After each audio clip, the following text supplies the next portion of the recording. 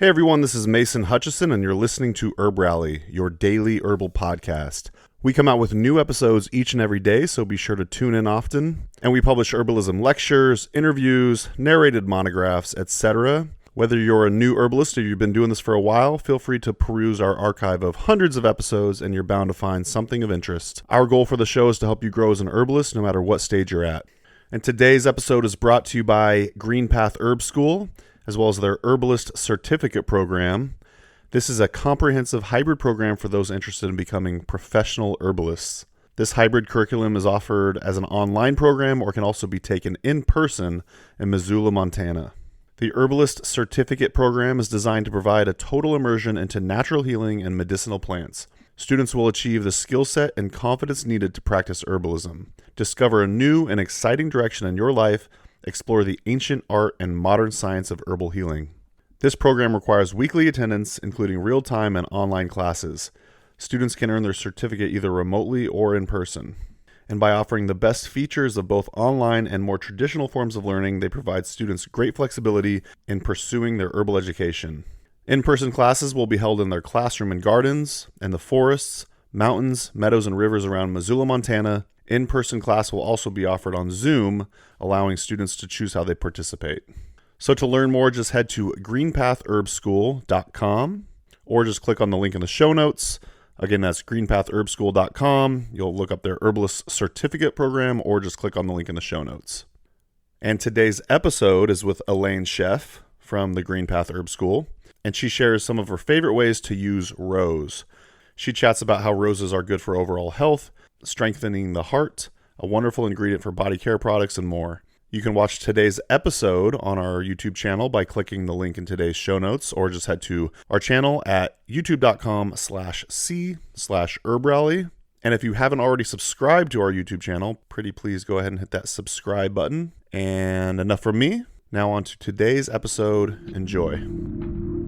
A little bit of housekeeping before we get into the show. The content in this podcast is for educational and entertainment purposes only. It is not intended to cure, diagnose, treat, or prevent any disease. This information has not been evaluated by the Food and Drug Administration. We are not doctors, nor do we play one on the internet. Please seek advice from a qualified healthcare professional. Okay, MC Calico, take it away. Yeah. Smoking herbal blends. We need some mullein and some kush, my brethren. While listening to Herb Rally podcast again. Herbalism at its finest with Mason Hutchinson. Yeah. Hi, this is Elaine with Green Path Herb School. And I wanted to talk to you today about a plant that I really, really love. And it's actually beloved by many people all over the world. And that's rose. So I have just a few little examples here from the garden. Here is just a little rose bud, which I think is just probably the sweetest part of rose. Like, I just love the way the little buds look. I also have a hip here, which is still ripening. So it's not quite ripe.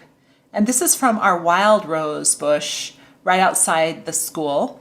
And so it's small for a rose hip, but there's lots of different sizes and hips. And then I have these dried petals, and these are from my garden, and I've dried them this year. I just collected, I would go out in the morning time and collect the rose petals in my one of my gathering baskets, lay them out on a screen in my garage where it was nice and dark, and let them dry.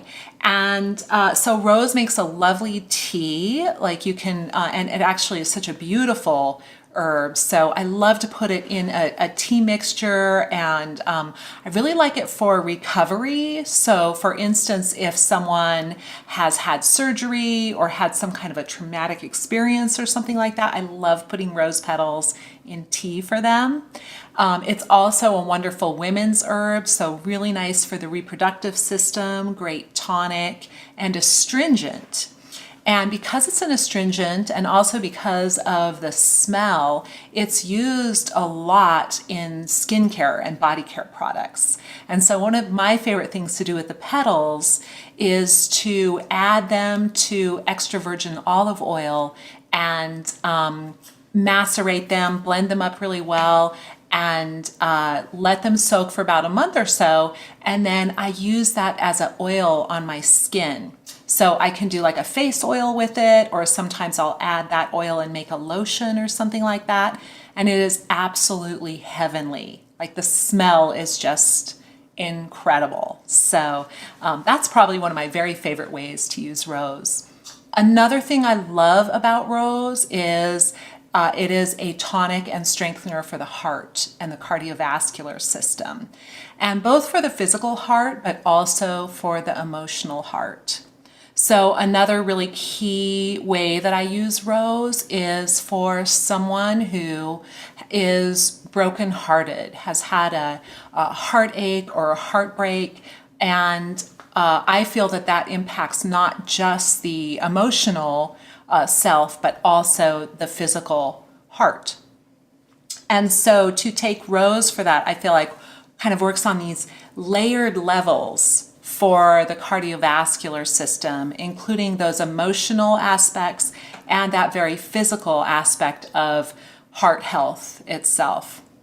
And one of my favorite ways to use rose like that is to make a tincture, and I usually make that in brandy. And then I will add some flower essences to that, specifically rose flower essence and also rose quartz.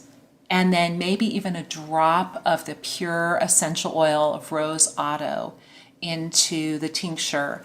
And I'll have someone take one drop of that every day to heal the heart, to heal their emotional heart, and also to open their heart, right? So if they feel they've been hurt in the past, but they want to be open and receptive, it's a really, really wonderful way to do that.